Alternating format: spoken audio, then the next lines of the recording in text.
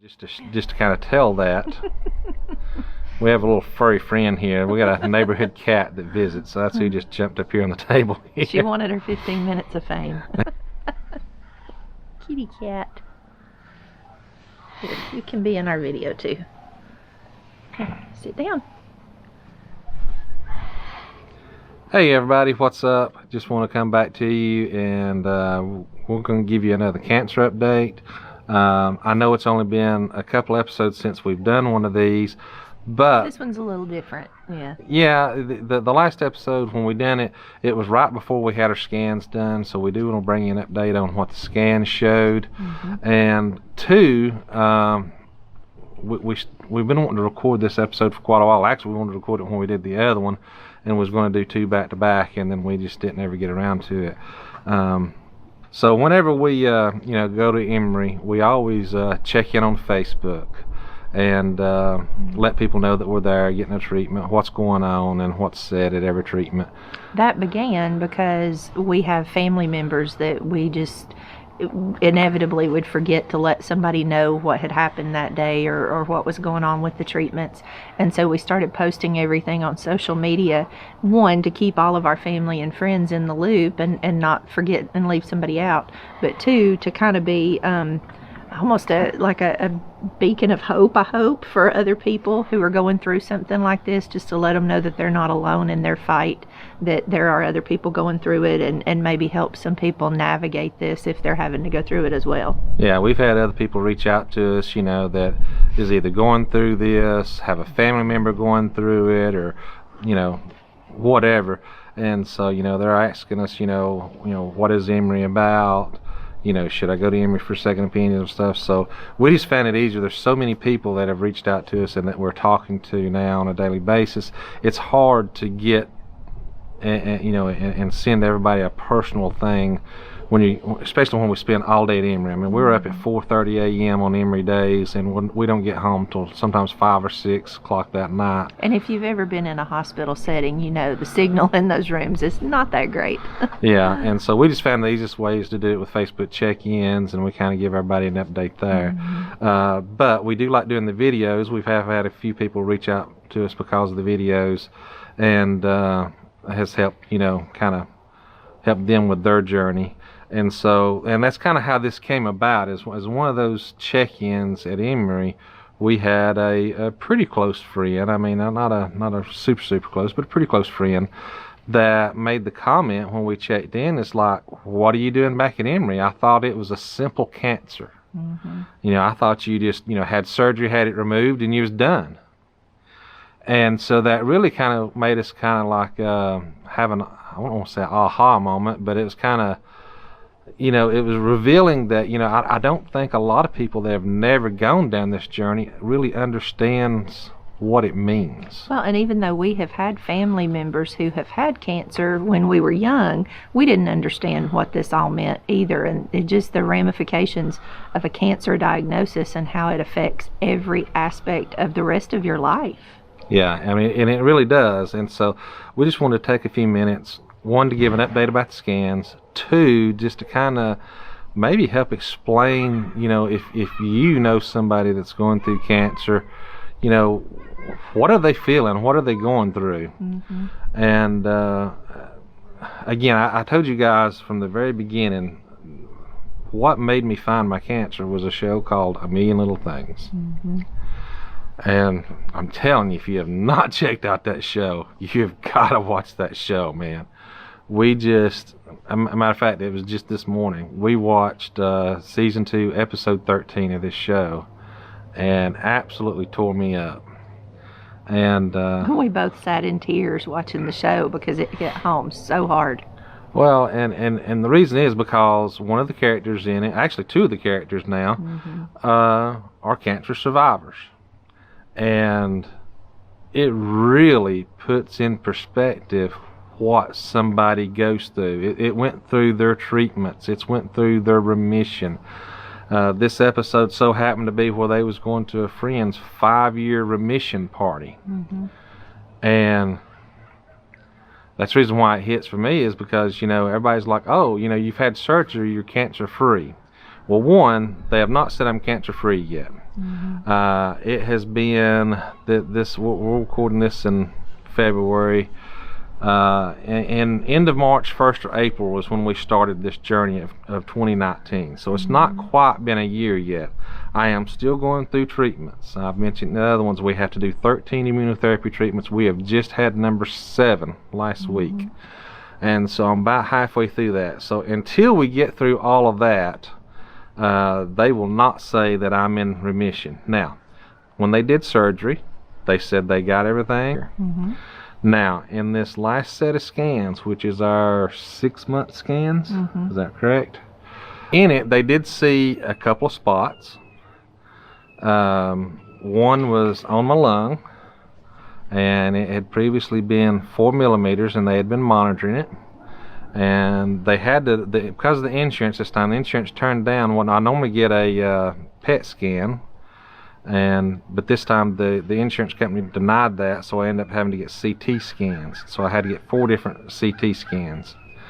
And so with that, the imaging is obviously different. So this time that spot showed up as 6 millimeters.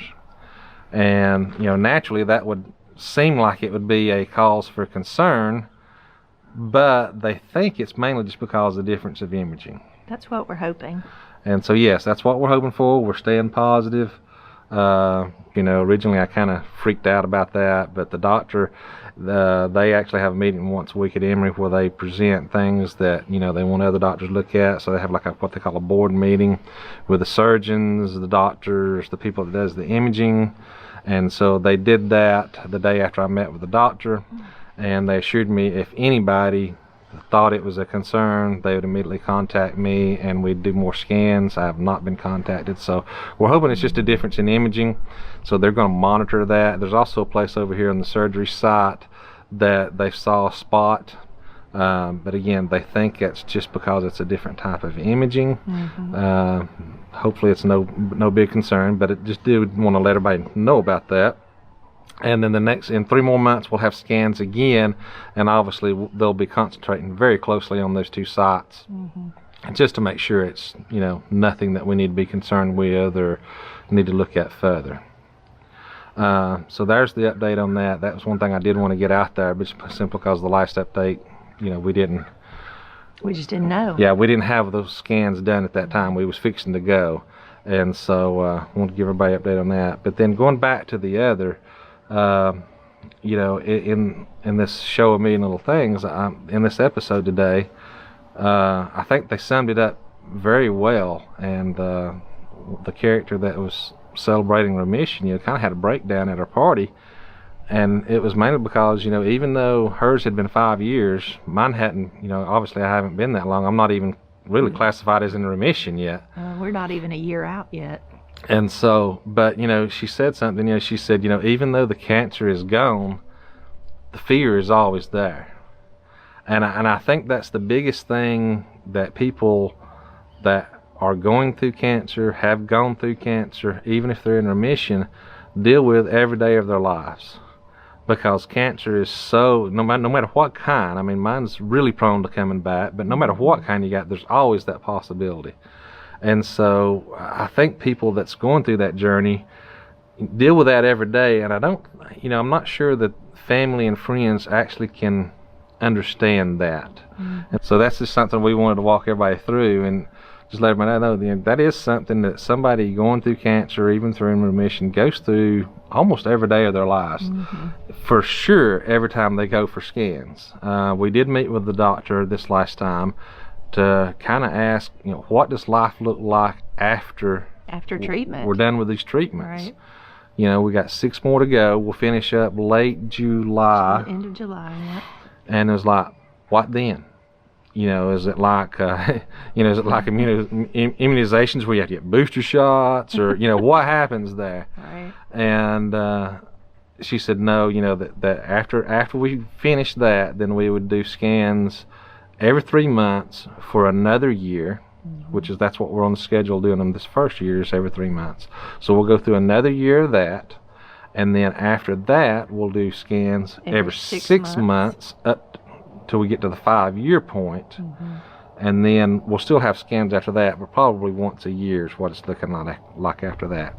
And that's all considering if nothing comes back, if nothing else shows up.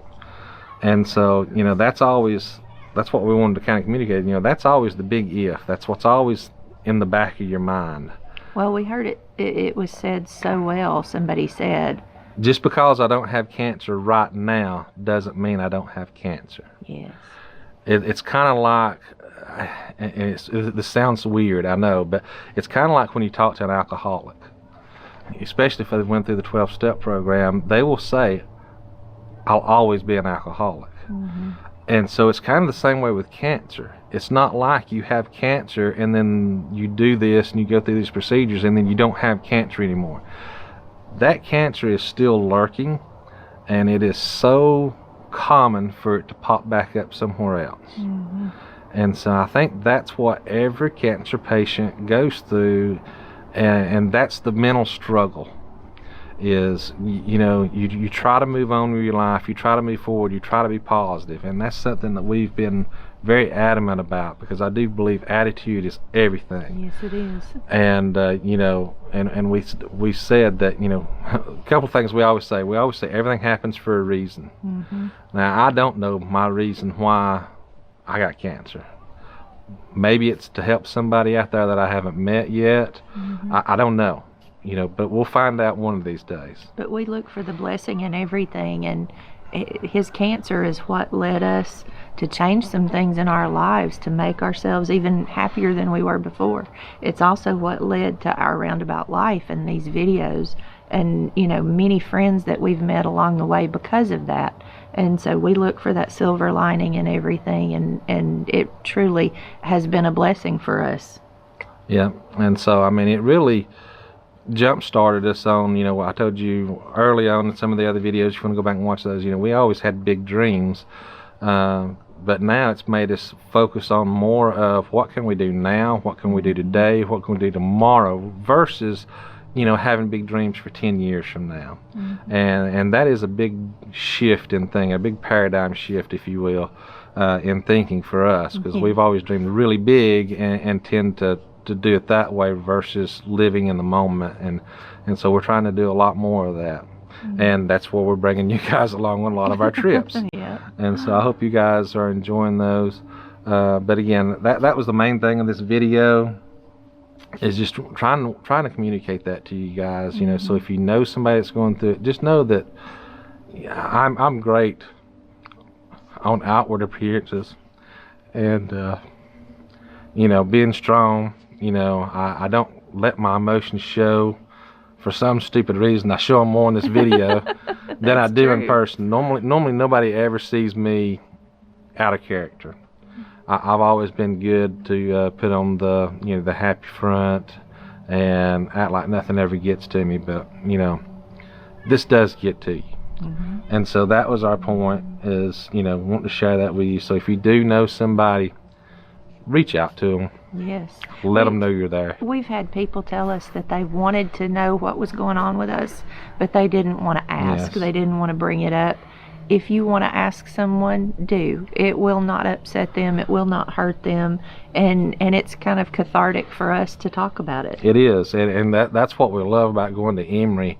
You see so many sick people there, so many people getting treatments there, but everybody shares their stories. Well, there's so much love in that place. I mean, people come, and even though they're so sick and they're undergoing such treatments, that, I mean, some of the treatments can even seem horrific. I mean, they make you sick, they make you tired. I mean, the treatments can be worse than the illness, but everybody there is smiling and laughing and talking with loved ones, and I mean, it's just an amazing place. Yeah, and like I say, I mean, everybody talks, they share their experiences, they share their stories.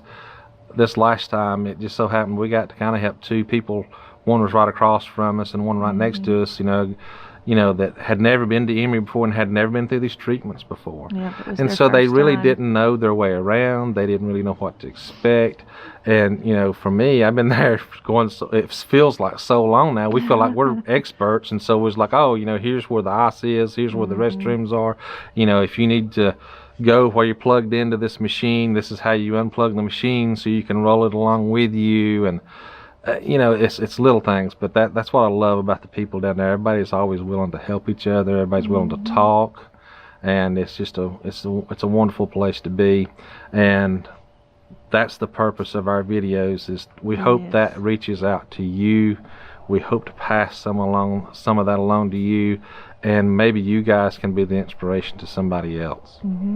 Well, and guys, we said, you know, to some degree, we do live every day with that little element of fear and wondering, is today the day that it's going to come back? But we don't let that rule our lives, and we think about it very rarely, to be honest. Yeah. And if that thought pops up in our heads, we just kind of put it to the side and get on with living our day and making the most of every single day we're given. Yeah, you know, guys, you know, each and every one of us, I saw this somewhere, I don't remember where, but each and every one of us dies a little bit every day, whether you got cancer or not. So, you know, it's either get busy living or get busy dying. We choose to get busy living. And so, you know, live life to the fullest. And again, if you have anybody that you know, friends, family going through this, reach out to them. I bet they'd be happy to talk to you about it, share their story, and it'll be, you know, it'll help you, but it'll help them too. And so that's it for this episode. Be sure you tune in every week. We've got a couple of really great episodes fixing to come up. We're fixing to take off to the Florida Keys. So Randall's about to have his big 5-0 birthday this week. Yeah. And so I know in the videos you guys will be a couple of weeks behind, but we're about to take a trip and go down A1A and do a trip that Randall has wanted to do his entire life. And then we'll end it up with visiting the Florida Keys and seeing some pretty awesome sights along the way. Yeah, we can't wait. We're actually going to hook up to some other YouTube friends we met a while back. Gables on the go. The Gables on the go.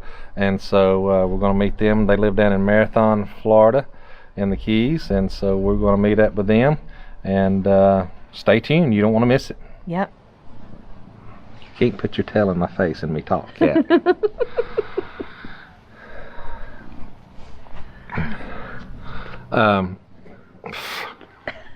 Where are you going, Cat? Okay. Damn. Too many distractions.